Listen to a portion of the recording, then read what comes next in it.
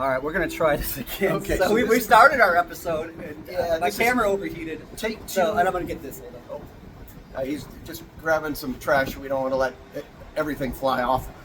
So this is episode 9, part 2, AI deepfakes. What do you trust? What do you don't trust? The comment that I made on one of my videos, I know initially this is starting off on TikTok land.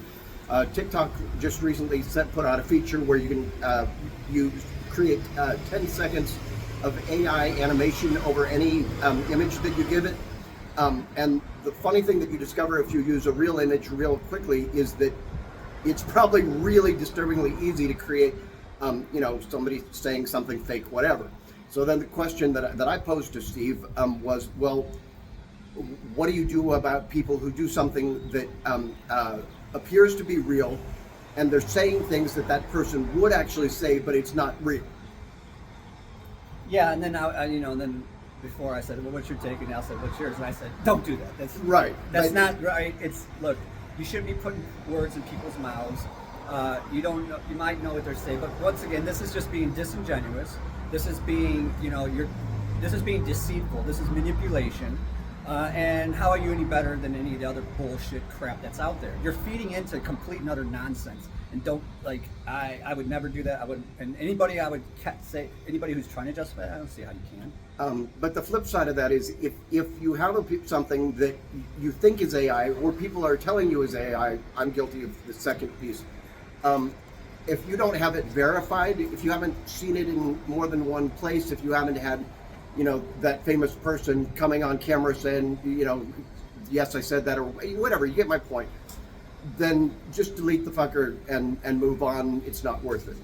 And some of it seems pretty obvious to me, like the Taylor Swift one that was going around. I was like, that can't be her. Well, that's the one I got in trouble for because I fell for it. So. Oh, yeah. Sorry. No. I mean, I was like, no. I shared it, and I had a bunch of people say this looks fake, and my initial response it felt fake. Well, it seemed the facts are true, and she's saying things that she would. It makes sense that she would say, but there's nothing proving that she actually said it. Right. And so I need to go back and take that down because. I haven't heard her denying any of it. Maybe she doesn't even know about it. She probably doesn't even know about it yet because it's within less than a week, and it got but attention, certainly but a lot not of people saying that's not her. Right, and like I said, at first I didn't understand why that was a problem, but again, like you said, it doesn't matter how close to it the person in terms of the message it is. If it's not that person, it's not that person. Stop it. Yeah. Unless you're doing it for satire or whatever, in which case the idea is that you expect that people know it's not real. But that's different. Right. That's different. Or at least put a disclaimer. Oh, right. Or if you know, or if you're putting it out there and you know it's not real, put the AI disclaimer.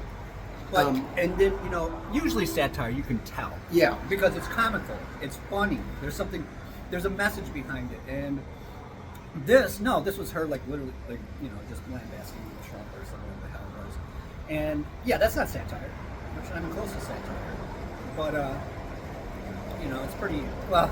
Not everybody understands irony and satire. Well, and true, it's funny because they did a brain study on people that are conservative, and they lack that ability.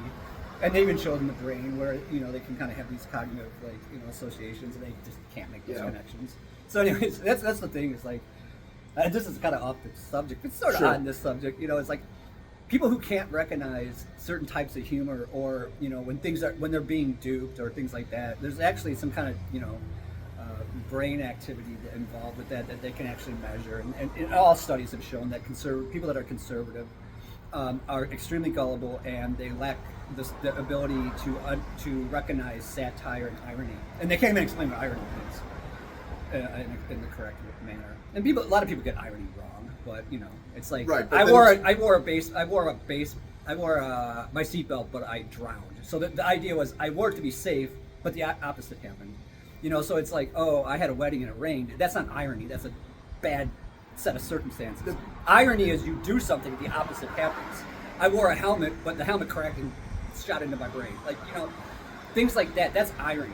A lot of people mistake But bad event is irony. There are people who get irony wrong a little bit, and then there are people who just don't get it at all. At all. They don't even understand when it's circumstances. Yeah. You know, or they don't understand satire. You know, they think it's for real.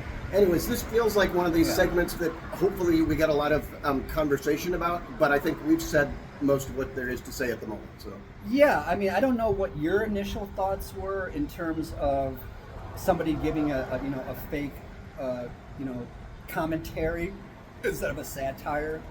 I'm against people doing it. I'm just the problem is that it's becoming harder and harder to recognize when it is fake. Right. And well, so I think that's Yeah. that's the deeper discussion of like, how difficult it's going to become in the future to even know what's real anymore. Well, and my point with the TikTok thing is that this is not a program you had to download. Well, I mean, if you're on TikTok, you already have it. This is not something you had to pay for. This is like, what's the term? It just comes with the application. Yeah, but it's common. Right. Access. Yeah. Common access stuff that everybody has. I mean, you don't have to be a brainiac to do this. If it's that simple for your average person, what do you think the guy who's really versatile at it's going to be doing? Or what kind of technologies are out there that you could pay for? Oh yeah, that's easily. just going to smoke this stuff. Right, and I don't even mean like big bucks, like $5 a month or less, and those kind of technologies. They're going to be allowing you to do probably better fakes than what the Taylor Swift was. Right. So. Yeah. Yeah. I guess that's our take on that. Don't do it. Don't be a jerk.